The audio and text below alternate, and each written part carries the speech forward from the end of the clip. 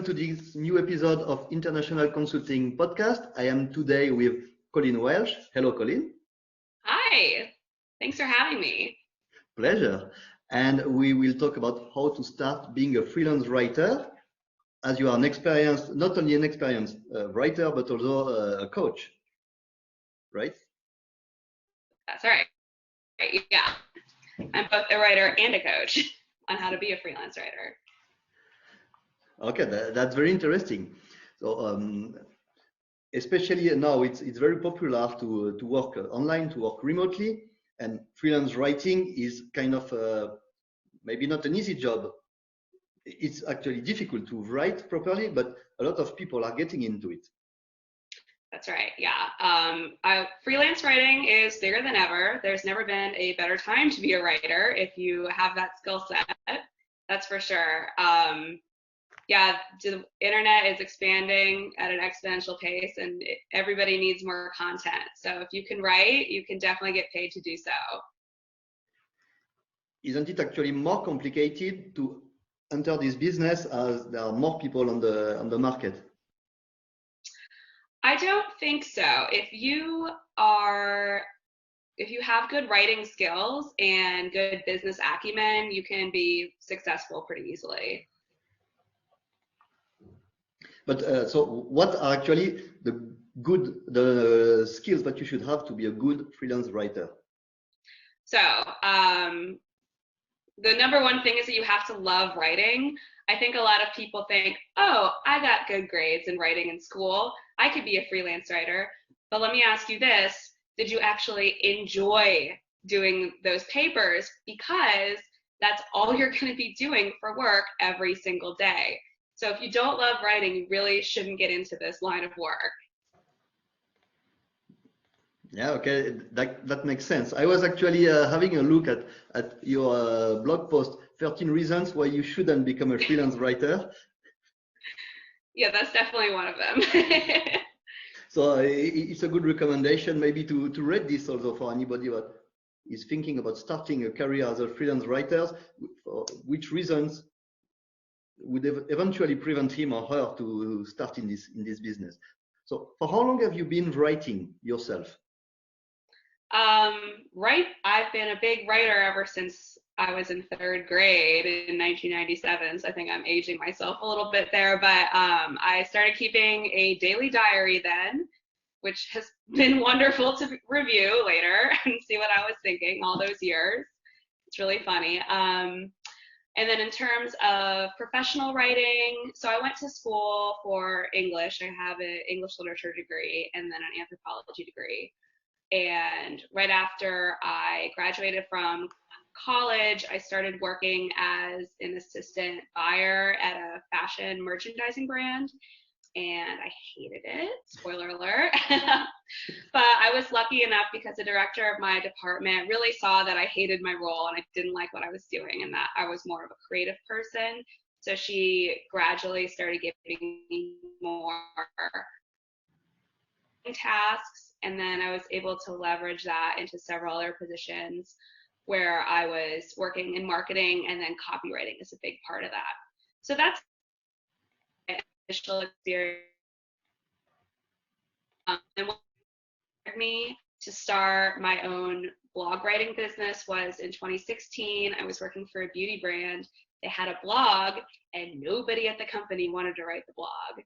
So I liked writing it, and I realized that there were probably hundreds of other beauty companies out there that had a blog and no one on the marketing team wanted to write it.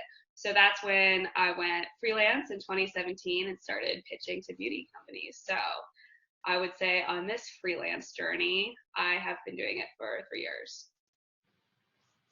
Oh, full-time, right? Full-time writing. Yes, full-time, yeah.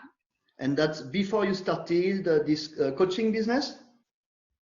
Yeah, I started with the actual freelance writing, and then after a while, I realized that I knew enough to teach other people how to do it. Of course, makes sense. So for you, was it a vocation? Absolutely. When I was little, my dream was to be a writer. So I'm so happy I get to do that every day. But would you say to be a good freelance writer?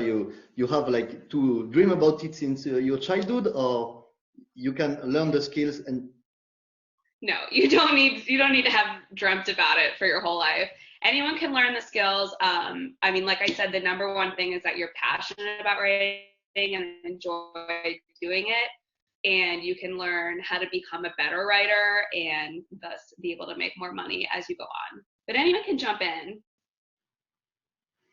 And at which point of your life or career is it a good time to start working as a freelance writer?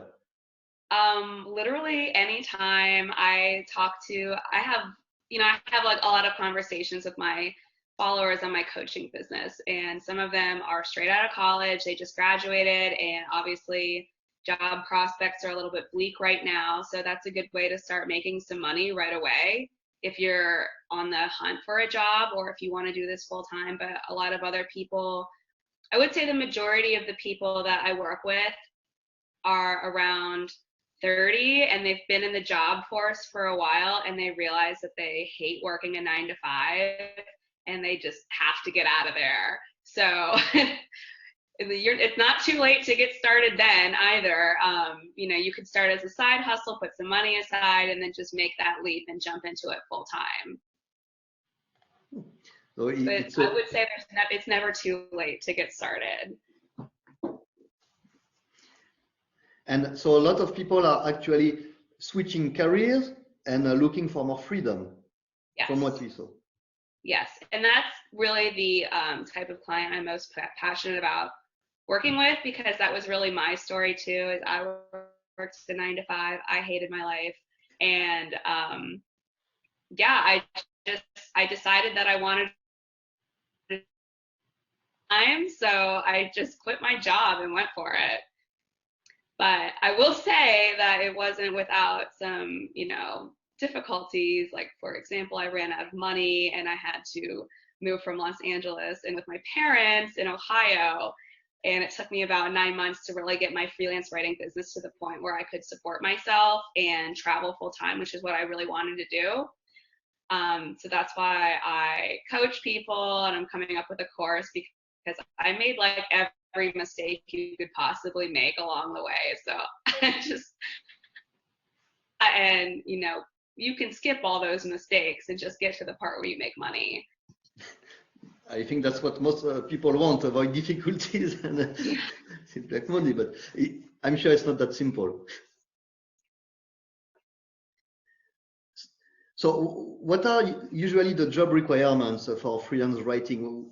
What is expected from a freelance writer? The number one thing is to turn your content in on time. Meeting deadlines, being reliable, and being open to feedback are huge. And I think a lot of people really miss the mark there. As we discussed a little bit earlier, it's hard to find a freelance writer who's actually reliable and turns in good content. So I think people really undersell themselves. If you can create good content and turn it in on time, you're good. You can charge, what you want to charge. But that's not enough. The content also has to be good. Yes, it has to be good. So now there's a workaround for that. Obviously, the more you practice, you'll improve your skills. Like, writing is definitely a skill that can be improved just by doing it every day.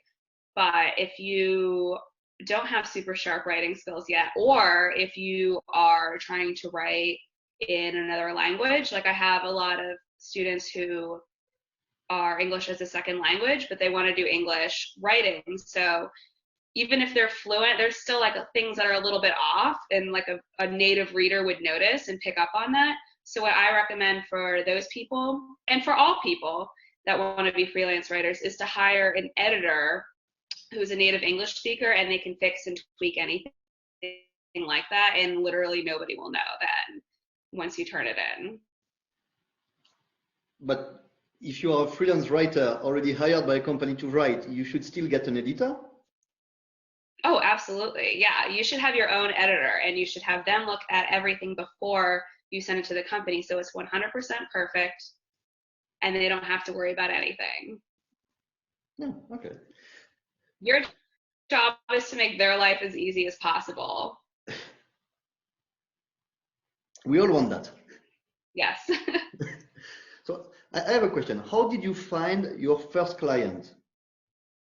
So my first client, my very first client was actually from a previous job, and she had moved to a beauty brand and they needed someone to write the blog. And that's really when I was like, oh, I could write blogs.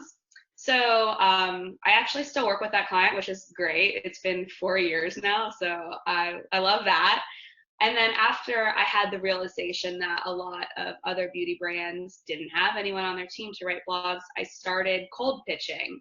So I made a huge list of beauty brands and I went on their website to see if they had a blog. And if they had one and it hadn't been updated in 6 or more months, I sent them an email and offered my services to them.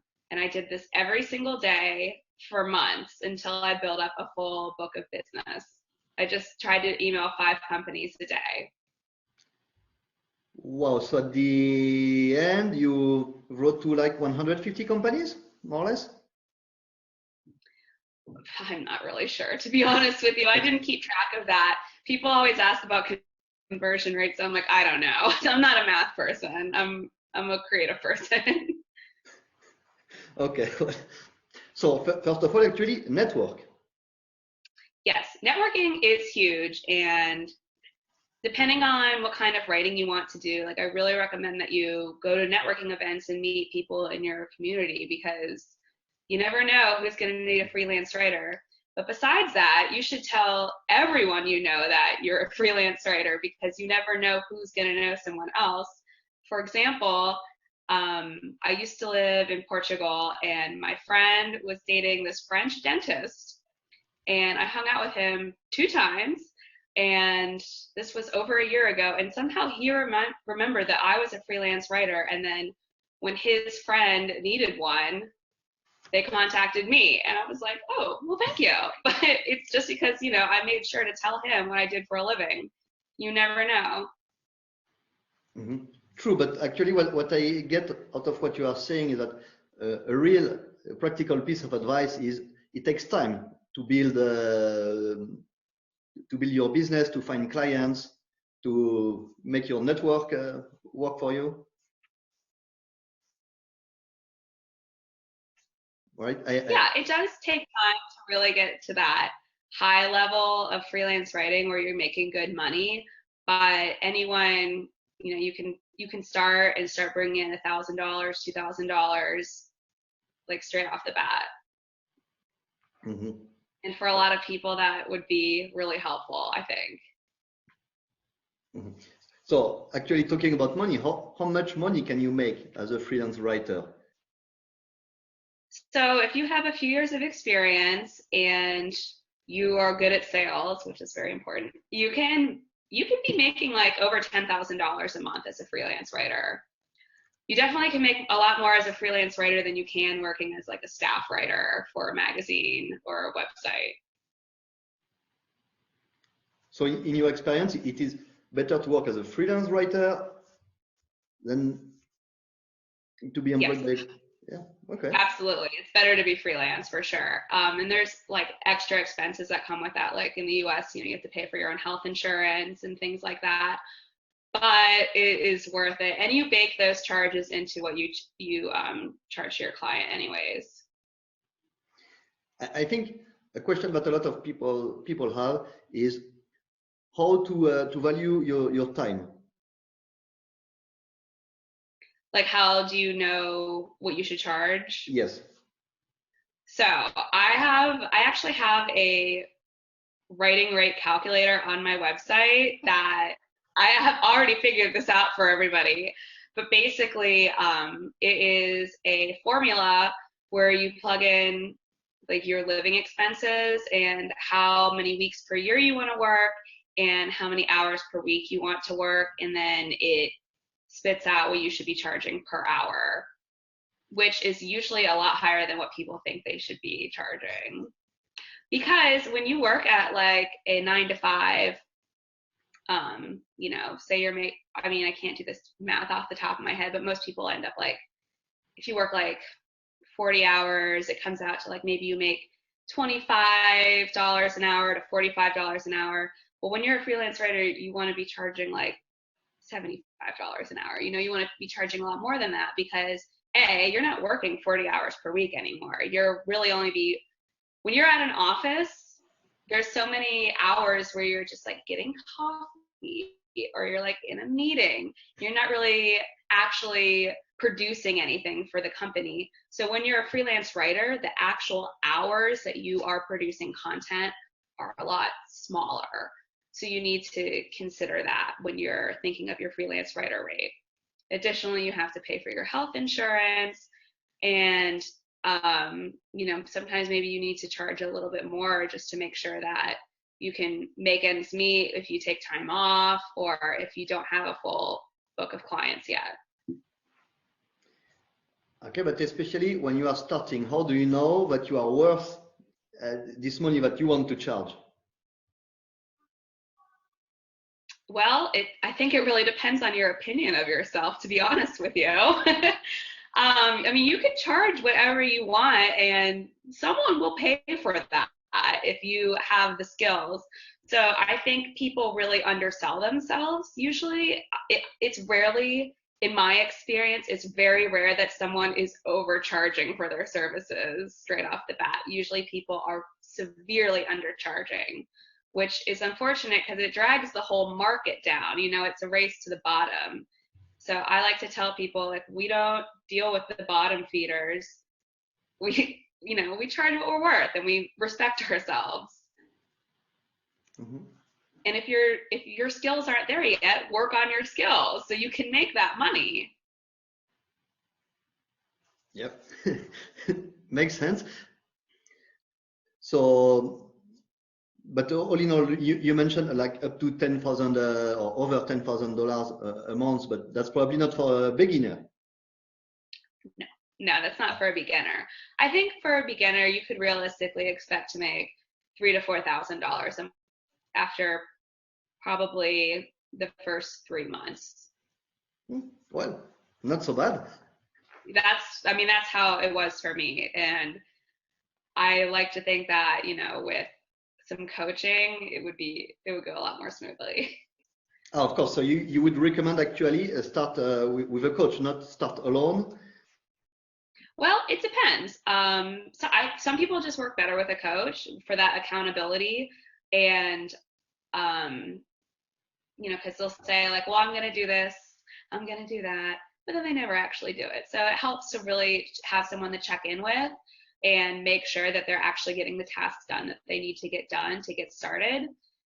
Additionally, you need feedback on what you're putting out there, because how do you know if your work is worth what you want to charge? Like, a coach can offer that kind of feedback and give recommendations for where you need to improve.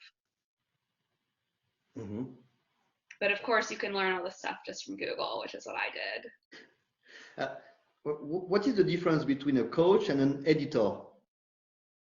Oh, okay. So a coach, like a freelance writing coach, is really going to be working with you maybe a little bit on the content itself, but it's going to be more about running the business and doing the sales and the marketing part of the freelance writing. Because when you're a freelance writer, you really do have your own business. And I think that is difficult for some creative people to handle. Like, most people who are very creative don't have like a natural business mindset, so they need to learn how to do that. An editor, it focuses specifically on the content, so they'll give you suggestions on how to improve it, or just like proofread it and make sure they clean up all the typos and everything. Okay, so an editor is more for the content, the work production, and a coach more for the business. Yes, that's right. And in your opinion, a newcomer in the industry should get both right away? I'm sorry, can you repeat that? Somebody new in the freelance writing business should get both an editor and a coach directly? It depends on, how much you want to put into it, how much you want to invest in it. I really believe in investing in yourself and your education. But some people don't have the initial startup capital to hire a coach, but I really recommend hiring an editor straight off the bat, no matter what. Okay. Well, actually, that's true. If you want to make more with your business, it's always a good idea to think about investing more in it and in yourself in this case. Yes, exactly. I mean, it's, you're really cutting down on months and months of trying to teach yourself how to do something when you hire a coach, because you get immediate feedback and immediate wisdom from someone who's already done it. When I work with my students as a coach, I have an editor that I work with, so I introduce them, and she's amazing and can really help people get to the next level in their writing. So we work together to make sure that the students really kick ass. And actually, when freelance writers are looking for clients, so for example, yourself, are you registered on an online working website like freelancing websites? Yes, so I am on Upwork. That is probably that's really the only freelance website that I use. So I have my profile optimized. I've done a lot of work through Upwork, and a lot of really big Fortune 500 companies are on Upwork. So, which is what people don't realize.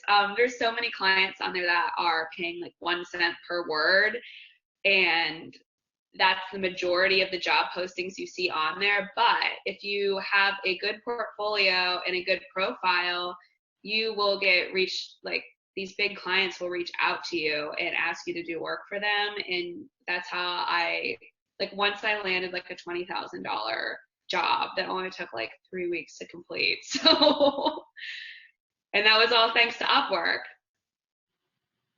Oh, so you would recommend only staying on Upwork to find potential clients? So in terms of all the freelancer websites, Upwork and Fiverr are the two big ones. I have not used Fiverr. I have heard good things about it. I know that some people make a lot of money on there. I just prefer Upwork. Something about Fiverr, I'm going to do this task for $5. I'm not going to do anything for $5. But yeah, Upwork has been great. The cons of it, of course, are that they take a huge cut of your pay. They take 20% or 10 to 20% depending on the type of client it is, which is a lot. So what I do is I just charge more per hour on Upwork than if someone reached out to me directly. Okay, all right. And actually, is it also a good idea to have your own online publication, like your own blog, for example, to showcase what you're capable of? Yes, it's a good idea to have your own website, because that makes it, especially a beautiful professional looking website. And if you have the gift to make one of those yourself, good for you. If not, perhaps hire someone to help you. That way, when you do get a bite from a client through cold pitching, or if you apply for a job or something, you can easily show them your portfolio. You look professional, you look like an expert, and they'll be happy to hire you. Okay. But is it really important to have this portfolio? Can you find clients without a portfolio, or should you first work on a good portfolio? So you need to have a portfolio to get started. You don't have to have it on your own website. What you can do is just host it on Google Drive and send someone the link to the folder. Okay, because when you start, it's always the difficulty. You don't have clients, you don't have examples, you don't have portfolio, maybe you don't even have your own blog. So it's always difficult to choose where to start and where to put your efforts, especially at the beginning. Right. Well, let me tell you what I recommend to people to do is first choose the type of writing you want to do. So you choose a niche, something you know about and want to write about and can find people to sell that to. Mm-hmm. So you start with a niche. For example, mine is beauty, and then create 3 pieces of content on spec, which means that you don't get paid to do that, but you can either make up a brand in your mind or use a popular brand, and then you just create 3 pieces of work. Then turn those into PDFs, put them in a Google Drive folder, and then you can share that folder with potential clients. So that the startup time for that is less than 10 hours, and then you can get out there and start pitching. Oh, and make sure you hire an editor to look over those samples. The last thing you want is to, have typos or spelling errors in those samples, because you won't get any clients then. And at which point should you actually get a coach? So I help people get that portfolio set up as part of my coaching service. So as soon as you want to get started, basically.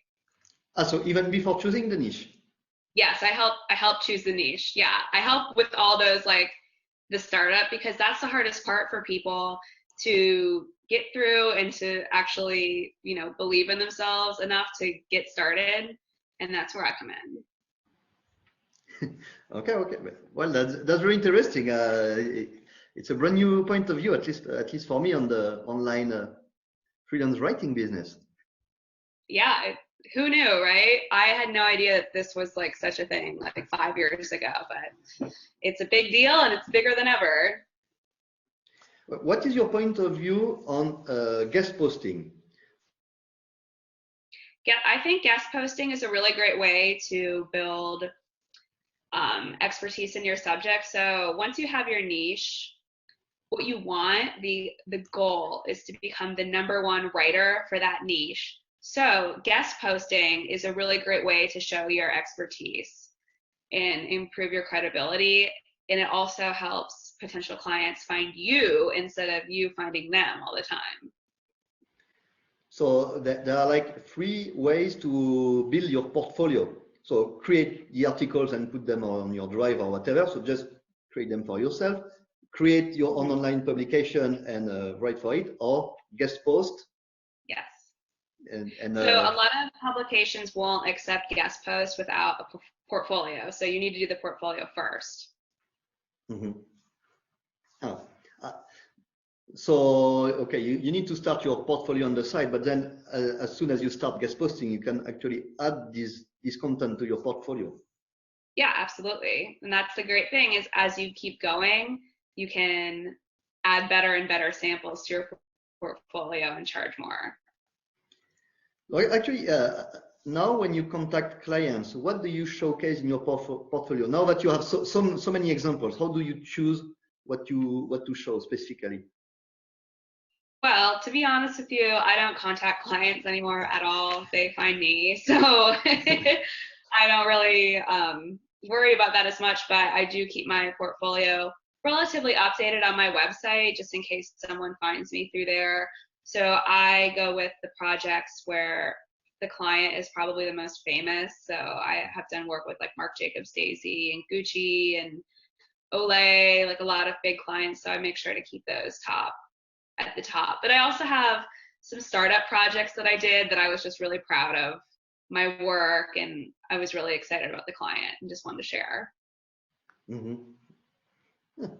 And or actually, maybe you could tell us a little bit, what is the project you are the most proud of? I really like the work that I've done with Coty, which they are the perfume manufacturer for Gucci, Bloom, and Marc Jacobs Daisy and things like that. And I love working with them because they're like, just write about whatever you want. It just has to be about this fragrance. So there's a lot more creativity in that. Oftentimes, in terms of articles, it's like very specific, like it's this topic and these keywords, which is fine, and I enjoy doing that, but it is fun to have a little bit more creative freedom. And then another thing, like my favorite thing to do is branding copywriting, and I love to come up with the voice for startups. So that's just, you're really starting from scratch. And then once you see the website and it's completed and you're like, oh, it looks so good. It makes me happy. Okay. So what would be your top tips for a freelance writer to start? To start, okay, like I said, choose your niche, create your portfolio, start pitching. That's it. It's easy. It's 3 steps. You just have to do it. Okay. Uh, well, Just do it. That's my advice. Just do it. ah, yeah. So at some point you have to start and invest full time in your business. If you want So to you don't even have to do it full time. You can do it. I mean, you can work on this on a Saturday if you have a job and you just want to start having this as a side hustle until you're able to make enough money to leave your job. You know, you don't have to quit your job to start. And most people shouldn't do that. I wouldn't recommend doing that because I did that and it put me in a pretty like compromised financial situation for a few months. Luckily, I had a safety net, but not everybody has that. So especially if you have a family to support, maybe do it on the side to begin. And how long did it take you from the start, like when you left your job, to get to the point in which you were sure that this was the career you would pursue in the future and you wouldn't turn back? I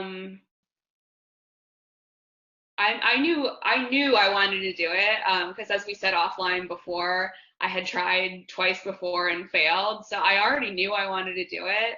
And once I ran out of my savings and I was making money, but it wasn't enough to live in Los Angeles. So I like sublet my apartment and drove back to Ohio. I was all in, and that was like I think 3 months after I quit my job. But I was all in, like I gave up my whole life to go after it, and I got there, so it was worth it. But so when did you actually when did you get there? So I would say that the real turning point for me was when I booked that $20,000 project with the client because that allowed me to pay. I had a lot of credit card debt. I had like $12,000 of credit card debt. So I know, right? Well, living in LA, it was really expensive. So I was able to pay off all my credit cards, and then I had enough money left over to feel like I had enough savings to buy a one-way plane ticket to Europe, and then I just went. So that was the summer of 2018. So it was about a year later when I was really locked in and ready to go. But depending on someone's financial situation, I mean, it only took me 3 months to start making $4,000 a month, which is $48,000 a year. And in a lot of places, that's plenty of money to live on. Mm-hmm. Mm-hmm. Okay, well, very interesting. So in your experience, it took about a year between the moment which you left your comfortable salary and got to the point where you were comfortable with your new situation. Yes. So, I mean, for me, my goal was always to be able to use the freelance writing to travel full time. So it took me a year to get to a financial place where I felt like I could do that. Okay, that sounds good. But it's actually still a pretty difficult journey, and it's important when you start to know that you will run through issues. It will take time. It's not right. It will not happen from a day to another. You will not be successful. Yeah, this isn't a get rich quick scheme. This is, to build a sustainable business does take time. It takes at least 3 to 6 months to really get your business off the ground. But once you do, I mean, I'll tell you right now, like I have really cut down on client work and I only work 20 hours a week and I make like $8,000 a month. So, and I live in Cleveland and that's cost of living is very low here. So I own a house, like it, I travel, everything is going well. Okay, that's good. Before we finish this talk, one last question. So if I understood well, you are now living comfortably on your freelance writing business for 2 years, right? Yes. And 3 years. 3 years. Yeah. Okay. And how do you see your future? Are you confident? Do you have a lot of clients booked? Yeah, I feel confident about the future, even though we are allegedly going into a recession. I'm lucky enough that like my niche beauty is pretty recession proof, so I feel fine about it. Besides that, I'm I'm adding to my business more, like having multiple streams of income now. So with the coaching business, there are more like affiliate opportunities with that. And also I will be releasing a course in 2 months. So that'll be a little bit more passive income, which is great because I'd say the number one downside of being a freelance writer is you're trading your time for money. So if you want to go on vacation, like you're not going to get paid during that, or if you want to take maternity leave or something, you won't be paid. So like thinking in the future about having a family and stuff, I want to make sure that I have some more passive streams of income. But I feel good. I feel excited about the future, and I think this is a really exciting opportunity, Well, I know. That's amazing. Sounds very good. Okay, so before we stop this discussion, maybe you would like to tell us a little about yourself and your business. Yeah, so I have 2 businesses. My first business is my freelance writing business. I do copywriting and articles for beauty brands. And then my other business is my freelance writing coaching business. I offer one-on-one mentorship programs as well as just freelance writing calls. And those are more for people who are experienced and just need help getting through a block. And in the next 2 months, I will be releasing a course for brand new freelance writers.